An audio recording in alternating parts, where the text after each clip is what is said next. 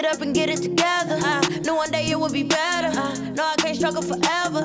Plenty days I was in the past, man. I can't throw no stones up at a glass house. Yeah, from the bottom to the top, baby. Yeah, I can never stop, baby. Oh, they don't like me, oh, that cool. Tell them stop, hey. From the bottom to the top, baby. Bottom to the top, baby. Oh, they don't like me, oh, that cool. Tell them stop. I show you what hustle is.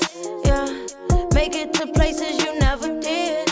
Yeah, diamonds come from pressure. I've been shining since.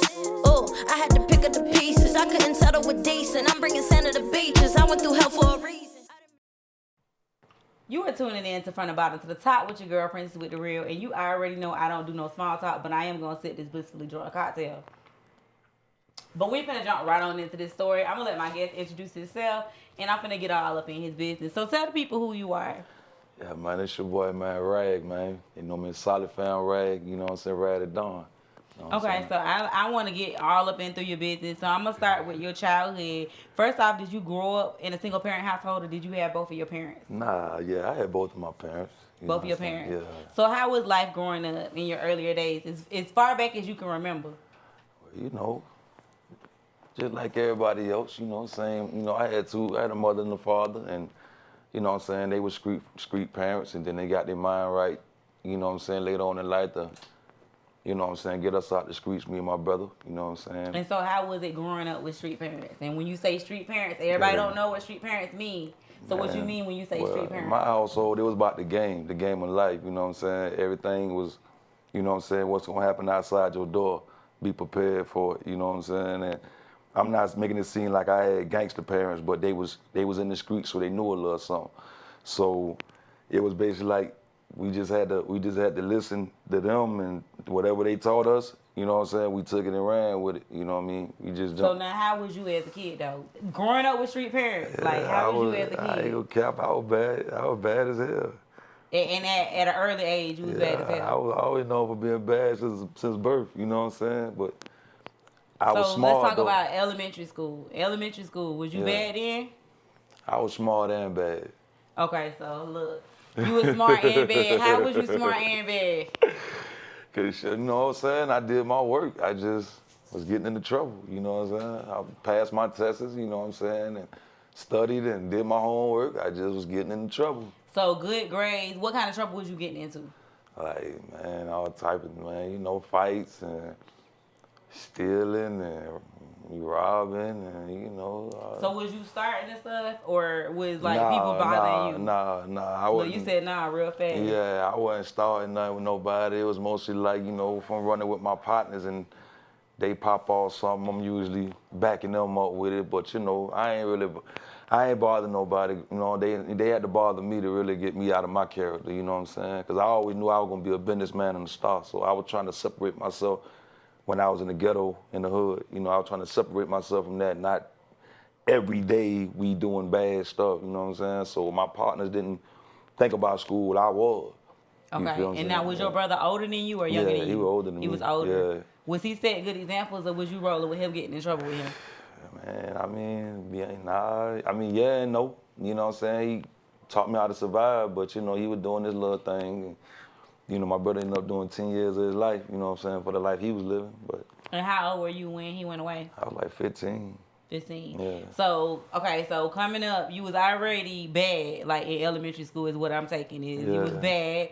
You was getting into fights in elementary school. Coming up through middle school, you know, you still had your brother there at that time. Yeah. You know, coming through middle school, did you play sports? What did you do for extracurricular other than get in trouble? Yeah, I did. I tried out for basketball like my 6th grade year. And you know what I'm saying? I was the MJ of the court, but keep it real with you, I had to get a physical.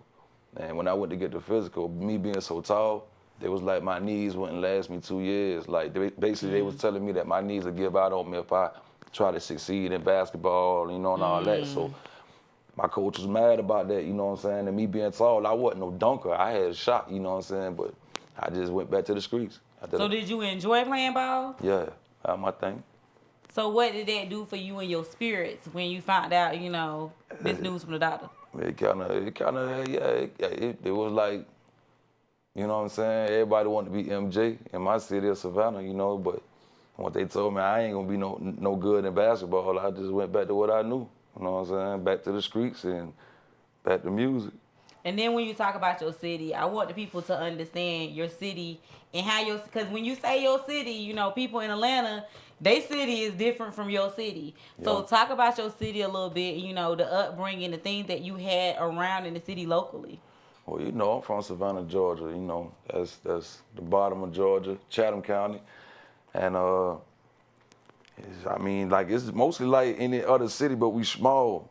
And our city just thrive on that every other city thrive on, you know, violence, murder, death, drugs, money, everybody trying to find a way to get up out of Savannah. And I was just one of them dudes that, like, I was just like, I'm going to get up out of here. So you said that all your life? Yeah, I'm going to get up out of here. That's what I told myself. No matter who believe me or who with me, I'm going to get up out of here. You know what I'm saying? Because I really never thought I'd make 21. I never thought I'd see 21 with everything that was going on. But I guess God just seen something different for me. And so, like, growing up, you know, before your brother, you know, got incarcerated, you were getting into trouble. You found out you can't play ball. At this point, what you said 15 was when you found out your brother was going to jail. Mm-hmm. So what did that do for you, not having your older brother around? I'm a spiritual person, so I kind of look at things different from a lot of people. I look at it like he trained me because it was something he told me. He was like, well, really, he didn't tell me. He actually told my uncle was the one that carried me. You know, my Uncle Mel, he carried me through the music to, like, stick to me on it and kind of make me do it. You know what I'm saying? Mm-hmm. But after the fact, once my brother was incarcerated, maybe like 2 years into his sentence, my uncle came to me and was like, you know what I'm saying, your brother sought me down before he got incarcerated, and he was like, man, keep my little brother in this music. He got a gift. I don't want the streets to suck him up, you know what I'm saying, because he out there. And it was almost like my brother knew he was going to do 10 years. Like, he just knew they was coming. I don't know what he had going on, but, you know, he just knew. So he knew he was going to leave me behind out here by myself. And so he already set something in motion for you. They had to be ready for it, you know what I'm saying? So, like, he just taught me to be ready for the streets. Like, he ain't taught me no nerd stuff. He taught me, like... So, but knowing that your brother set this in motion for you, knowing that you had to be ready, what was your next steps? What did you do? Man, I just took life seriously. You know what I'm saying? I was like, I'm out here by myself. I ain't got no big brother to run to, and you know what I'm saying, or whatever, I'm out here. So I just accepted my life and faith and talked to God, and I walked with him, and whatever, I was like, it's whatever. You know what I'm saying? Because at that time, I was really losing, like, my partners and niggas I knew was really getting killed. So I kind of look at life like, if I complain, or if I look at I'm going through something bad or any type of situation that's going to get me down, I'm disrespecting my dead homies, my dead partner, because they can't come back and do it twice and say, okay, I'm going to try new this time. So it's like I can, because God woke me up that morning. So, you know, I just came up with my own ideas on and took a risk to see what it'll do for me to get up out of Savannah, you know what I mean, before. But what kept you pushing forward, you know, not having your brother around, losing your partners, you know, that can bring somebody down. What kept you moving towards, you know, I got to get out of here, I got to have better? People not believing. You know, ain't no hope. You know what I'm saying? Like, don't nobody believe that you going to be the biggest star, you going to be the next nigga with the money, you going to be the next nigga to do this. It's like, nah, you a Savannah nigga, so all you going to be is what you is, you know what I'm saying? And I was like, y'all got me fucked up, you know what I'm saying? Like, cause like when I hear music now and I be looking at these boys, I get to the point I be wanting to know their life. Like I be really wanting to go to their city and go find out. And you know, cause I feel like I know the life I was living, and that's what made me change it. Cause I was like, damn, you made it past that shit. So it was like, okay, change now. Why you gotta change? Cause other niggas want to keep on going till the fucking day they die. You know what I'm saying? But if you got a gift like the music, like, you know, producing and whatever you doing, do it now. And that's what I did. When I seen my chance to move to Atlanta, I took it. And how old were you when you seen that chance and decided to move to Atlanta? Well, to be honest with you, I had told myself that, like, probably my 10th grade year, I was like, okay, you know what I'm saying? Which, let me say, I got expelled. I ain't graduate. So I was like, okay, change now. Why you gotta change? Cause other niggas wanna keep on going till the day they die. You know what I'm saying? But if you got a gift like the music, like, you know, producing and whatever you doing, do it now. And that's what I did. When I seen my chance to move to Atlanta, I took it. And how old were you when you seen that chance and decided to move to Atlanta? Well, to be honest with you, I had told myself that, like, probably my 10th grade year, I was like, okay, you know what I'm saying? Which, let me say, I got expelled. I ain't graduate. You know what I'm saying? You try to skip over and go straight High school to dropout. moving to Atlanta. You try to go straight to moving to Atlanta. So Not what at that, happened? not at that time. Not at that time. I was just saying that I knew Atlanta was the gay hub of the music. Because let me set the record straight too. Like when people get stuff twisted, my city, Savannah, we wanted to do the music, bro, because we seen other niggas eating. We seen Cash Money. You know, we seen Master P. We seen all these other rappers getting all this money, big houses, whatever they was doing, they taking care of their family. So it made us feel like shit, we could rap too. Okay. So we want to get that shit. We want $1 million, my nigga, so we can get our mom out the hood and feed our kids that we done had and everybody that we know and put on our people. But it never came to us. Because we was really living that shit. You know what I'm saying? And me personally, I had to think about it. I see why. Because them niggas, when they got they shot like they did, they really, like, they got out the streets for real. Like, they really said, okay, I got this opportunity, this deal, I got my success now. I ain't got to be out here like I used to be. I'm going to go in the hills somewhere and do what I need to do. But in my city, they don't like that phrase, fake it till you make it. You know what I'm saying? I don't like that, yeah. Exactly. I don't like that. So yeah. they like, even if you was to give them $1 million, they going to thug. Mm-hmm. Even if you was to give them some money, they going to thug it. You know, so it's like, bro, you become a millionaire and get in a certain type of area, even if you get up to 6 figures. A lot of people never see 6 figures. Yeah, that's true. But you know what? We're going to skip right back on into where you didn't finish school. So I want to know what happened. Beating niggas up. You was fighting that much that they expelled you from school. Like, what was you fighting people for? Why was you bothering folks? I was the nigga that, like, people would tell you screwed up in the street. Rag was that nigga that, if you was bullying one of my partners, I'm on your ass. Oh, so you were fighting for everybody? Not like everybody, it's just that I ain't like fake bullies.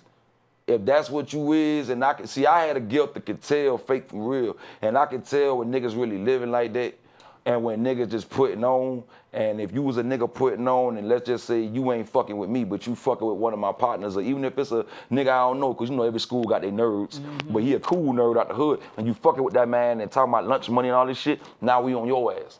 Now he see you pussy, you ain't even known that, and I done made a lot of niggas' life to this day. I changed niggas' life. You was a bully in school, I got on your ass, my nigga, now you figured out who you was, that ain't who you was. So you was just basically trying to check the bullies and make them realize they weren't bullies? The real ones go against anybody, don't give a fuck who you is. Okay. You know what I'm saying? And if you ain't doing that, then it's a problem in your lifestyle. You need to find out who you is and change it. But so you was getting in so many fights. This is my whole thing is how many people was you beating up at school? Like how often was you fighting? What was happening to you at home? It wasn't like that. It was mostly like, you know what I'm saying, a couple of niggas here and there got them. What your parents did about it? Shit, my mama was like, shit, you put your hands on her child, shit, he gonna do what he gotta do. Yeah, they was street parents. You know what I'm saying? And don't get me wrong, I got that lecture and shit though, but you know what I'm saying? My parents ain't, I ain't gonna say they ain't gave a fuck, but I was that child that I could be up on the school night. You know what I'm saying? I can do certain things, but at the same time, I still had average parents until they started realizing these kids out here dying from violence. So shit, my boys better protect themselves. Fuck that. Okay. That's how my mom and them looked at it. She ain't trying to be grieved. She'd rather us go to prison and be in the grave. Can't see him no more. And so when you got expelled from school, you just went to the streets? Yeah. I was already in the streets, but it was went heavier with it. Yeah, it was full-fledged. So you was in the streets doing what? You name it. You know what I'm saying? Like everything, like, man. So you was dealing, stealing, yeah, whatever you could do to get to the money. Whatever, man. But I'm gonna tell you something. My brother, that nigga told me straight up, cause niggas feared my brother. Everybody in Savannah tell you that nigga was doing this thing, man. Niggas feared him. So it kind of made me untouchable, but I ain't never used that. But it was more of, little bro, if you gonna thug or you gonna be this gangster you trying to be or whatever, you got to be the best. You got to be the best. So when he got locked up, that's what I said. Look, I'm gonna stop him right there. We got a lot right there. You know, first of all, he was troublesome. He fought a lot. You know, he dealt with a lot. You know, trying to prove himself to the streets, trying to prove himself to the people. We gonna come back. You know, he tried to flip it and bounce and then go to that Atlanta story. We about to get there. Y'all go use the bathroom. Come back to y'all couch, y'all floor, wherever you may sit at. And make sure you keep tuning in to Front and Bottom to the Top with your girl Princess with the Real. For sure. You are back to Front and Bottom to the Top with your girl Princess with the Real. And y'all already know I don't do no small talk, so we finna jump right back on into it. Where we left off is, you know, he didn't finish school. He was getting in too many fights and stuff. So after that, you went to the streets. Now you heavier in the streets now. So you was already doing all of the above. So when you say heavier, what's heavier?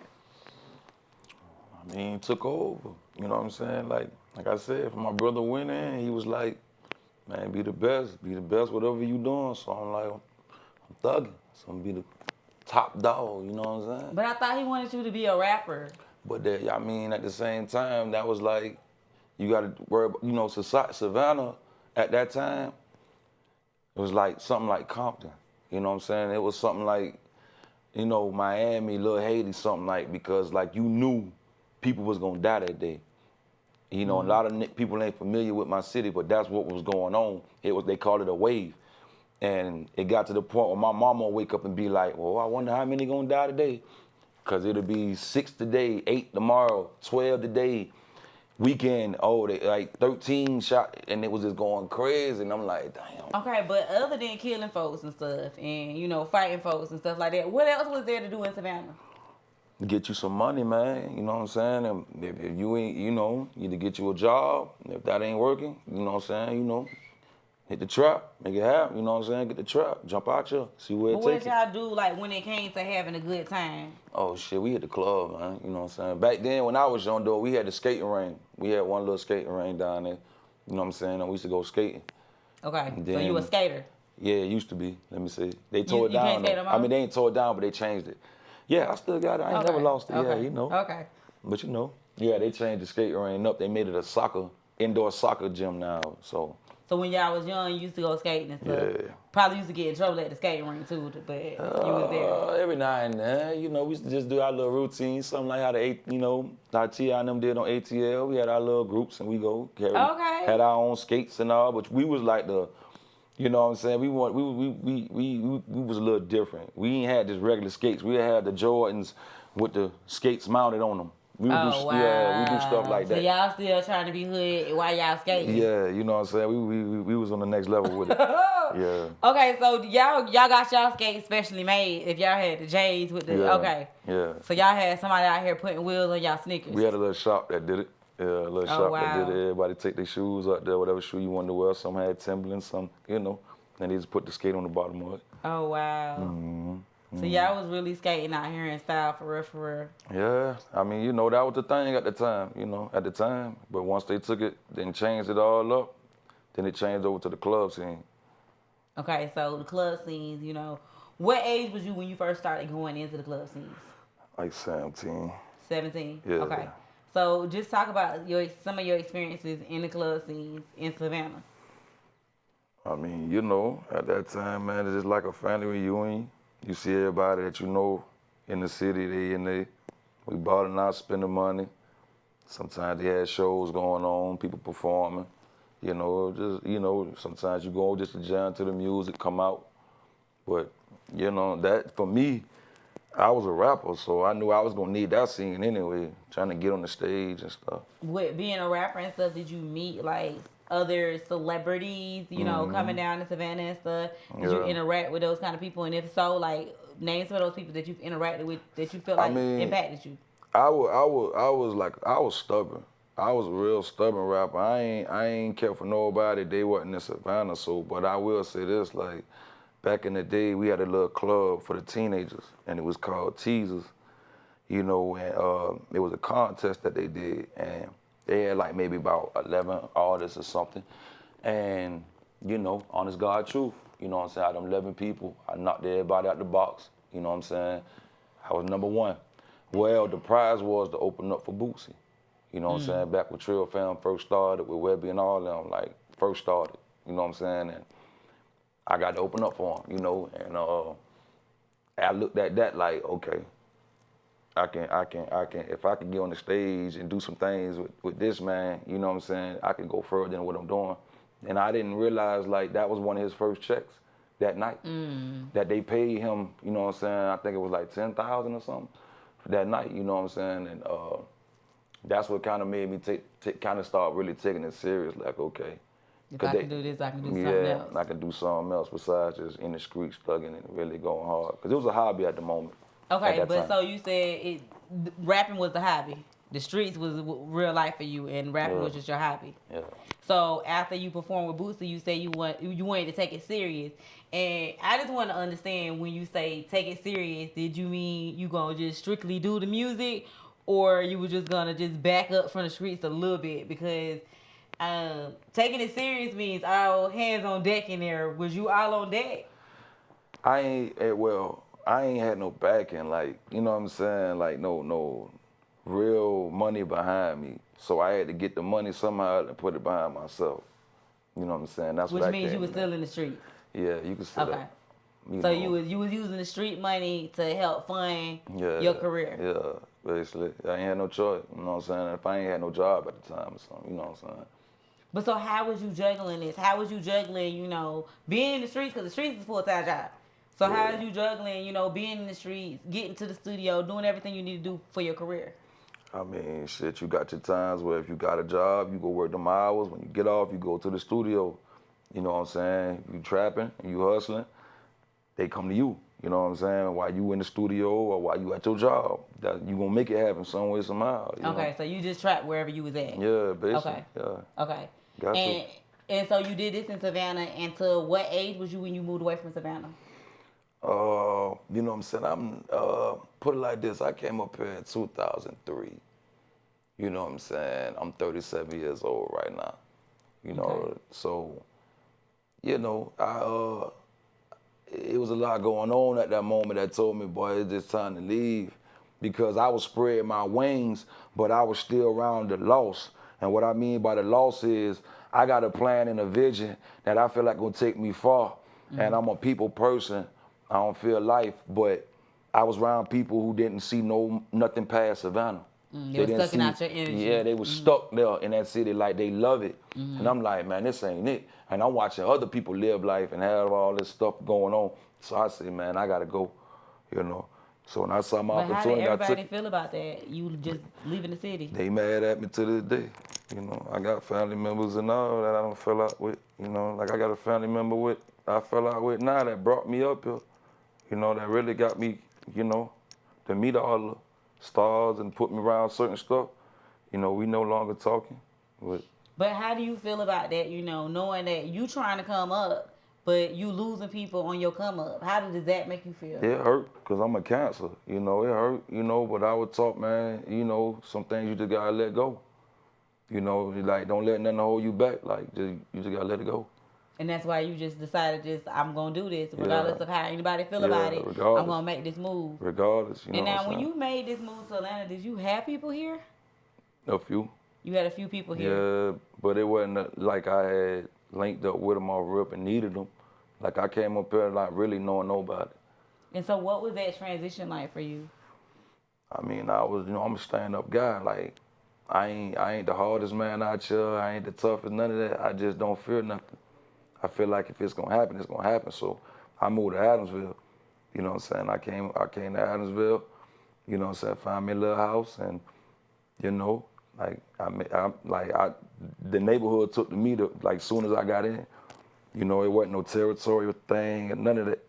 And then I just kept migrating on over to the east side. You know what I'm saying? And seeing how things work and how stuff work in Atlanta. Get out here, I done been in all the projects, all the old projects, like, you know what I'm saying? So, but what I'm trying to understand is, did you come to Atlanta still on that street, let me find the best hood to be at? Or was you over here like, okay, let me focus on my music stuff? Nah, when I got up here, I jumped in the streets, because this ain't my city, so I can't come up here just on the music shit, like, it's sweet like that. But this ain't your city. You can't just come up here and jump on the street shit like that and just try to take over somebody's street. Nah, it ain't that. I came with respect. Okay. You know what I'm saying? I'm an alien. I come with respect. And them boys respected that. The whole Atlanta, I fuck with y'all. They respected that. Like, y'all, they love me and I love it back. That's why I never went back to the Savannah. They love me. Atlanta adopted me. I'm a Savannah baby, though. Okay. Yeah. Okay. So now you're in Atlanta. You said Adamsville, and then you moved where? Shit, I moved to Marlin Avenue. Marlin Okay. Avenue after that. So what made you leave from Adamsville? Just moving to see what's in the city. You know what I'm saying? Yeah. So you just wanted the people all the surroundings. Yeah, I wanted to be everywhere. Okay. Yeah, be everywhere and goddamn see what's going on up here. And so now you in the city. You in a different city from Savannah, because I know Savannah. Yeah. And Atlanta ain't nothing like Savannah. So how you maintaining here in this city? Well, I came, you know what I'm saying, like, I learned how to do what I do in Savannah, so this wasn't nothing to me. My mom used to be like, Atlanta, a fast city. It's a fast city, man, this ain't nothing. I came up here ready to learn and ready to build up from what I learned, you know what I'm saying, and put something together.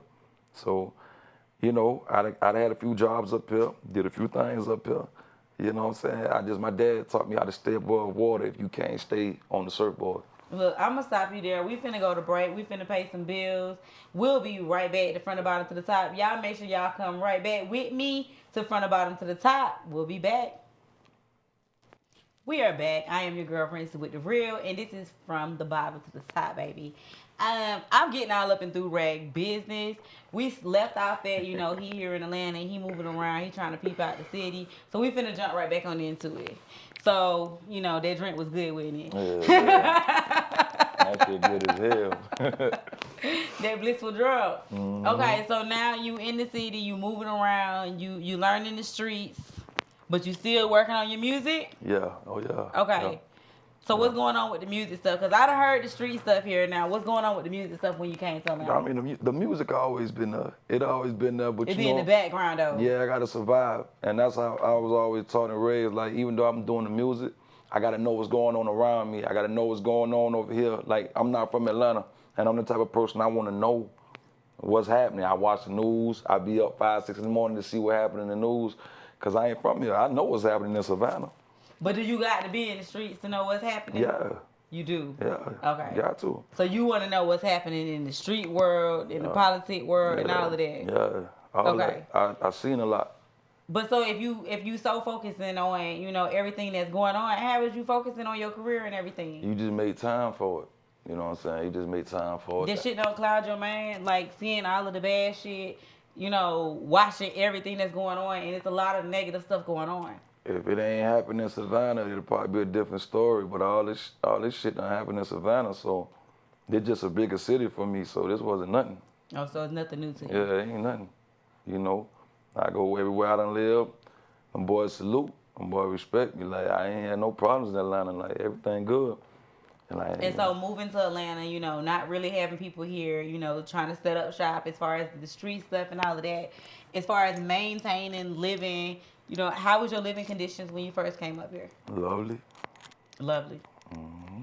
So you came up here just living lovely. You straight from Savannah to Atlanta, no struggle in between. I mean, yeah, you got your ups and downs and stuff, but you know, you just don't complain and you don't stay down. You know what I mean? Like I said, my dad taught me, man, you stay up above water if you can't stay on the surfboard.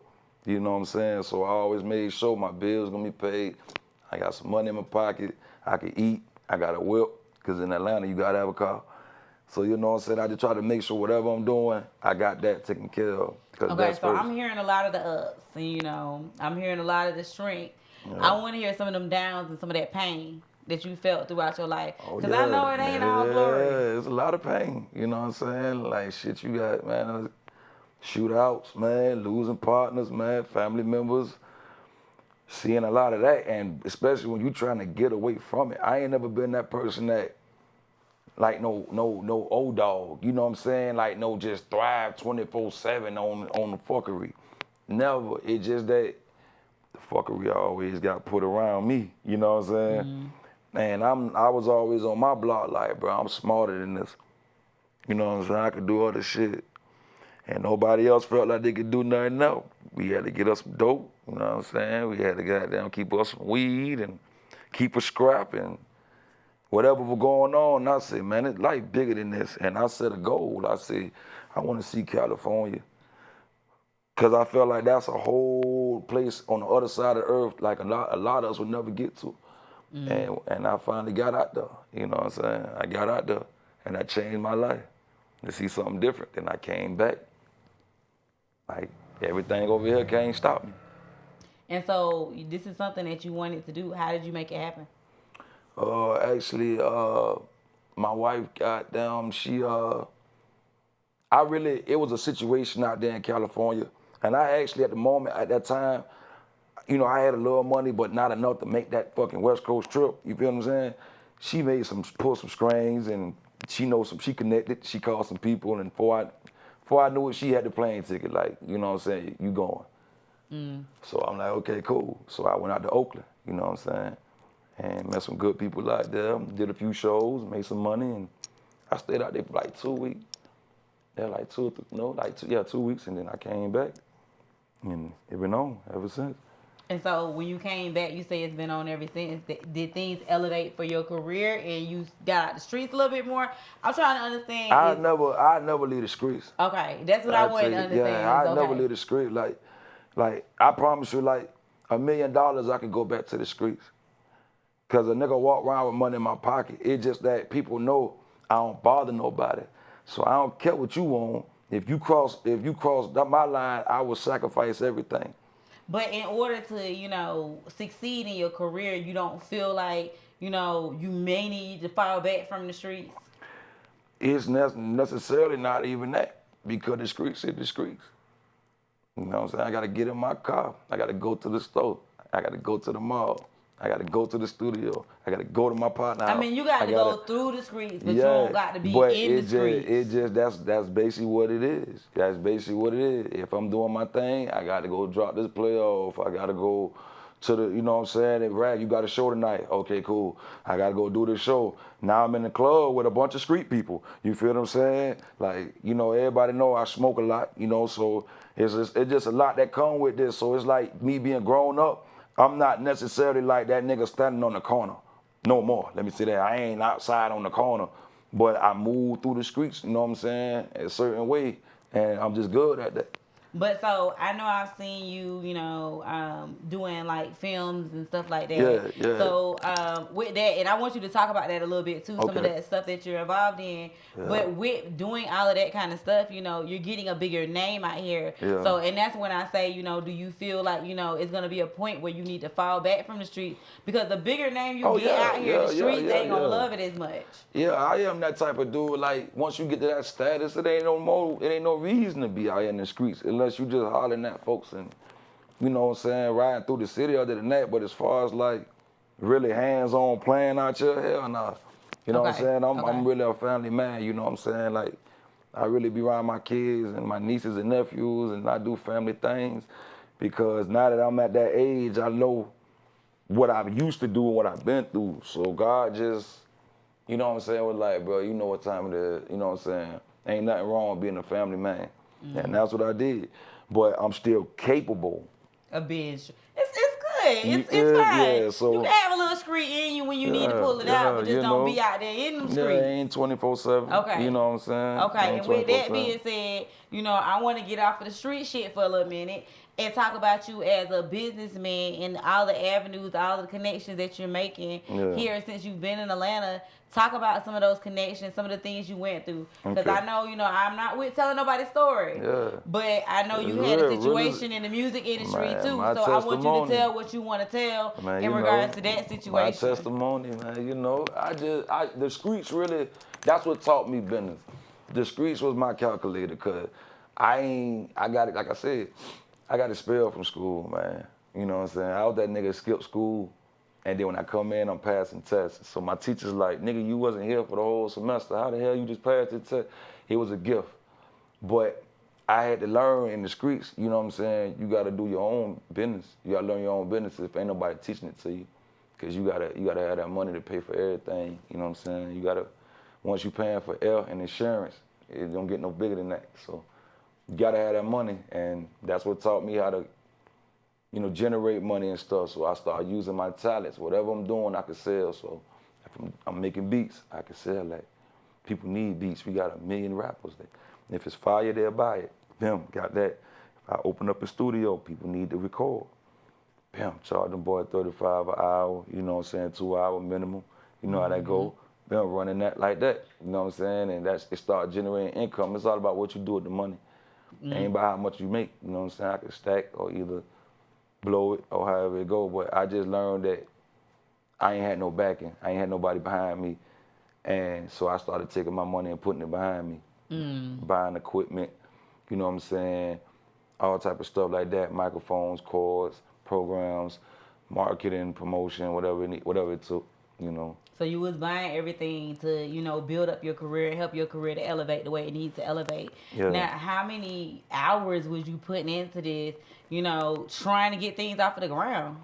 Every day, pretty much, man. Ever since I started taking it seriously, like, man, every day, like, you know what I'm saying? I always try to keep a studio, my own personal studio, because it's hard for me to vibe with people. You know what I'm saying? When I get bad vibes, I be either gonna tweak or it's time to go. So, you know what I'm saying? I said, man, I gotta build my own studio so I don't have to go nowhere. And now, so have you had that experience working with someone else in another studio where the vibe was just... Yeah. I done been like, had to go to patchwork, you know what I'm saying? And I might have my gun on me or something. They like, oh, he can't come here with that. But I'm like, I gotta come up out of here. I might have 14,000 in my pocket. You know what I'm saying? I'm like, bro, I don't see no security. I got to come up out of here. And they like, well, tell him to just put his gun in the car and he could come in and this and that. And I'm doing a feature session with somebody that done paid for it. And I tell them, my dog, we're going to find somebody else to record that. I'm a stand-up guy. I don't play like that. My life is real valuable. And if something happened to me, I'm a resource that people going to be angry. Like, my life is real valuable to people and me. So I'm leaving because I don't, you know what I'm saying? If I'm not comfortable off rip, I got to protect myself and who's around me because you got the ignorance, you got the devils, you know all that. There's just people and you don't know when that's coming. You know what I'm saying? You don't know because I should tell people 5 seconds to change your life. You could be living your best life, but the devil over in the corner, he plotting on how to get you and test you and how to do whatever he gonna do to you. So that's why I tell people it's okay to be cautious. It's okay to be, some people say it's scariness and paranoid. No, it's not. I stay in my rear view. I stay in my side mirror. That's just me. Because you never know what it could be. Innocent people get hurt. And one thing my mama, I used to always tell my mama that, she hit me with the, whatever. But guess what? People at that time, somebody on the news, she walked to her mailbox, straight bullet hit her. That woman, they ain't bothered nobody in her life.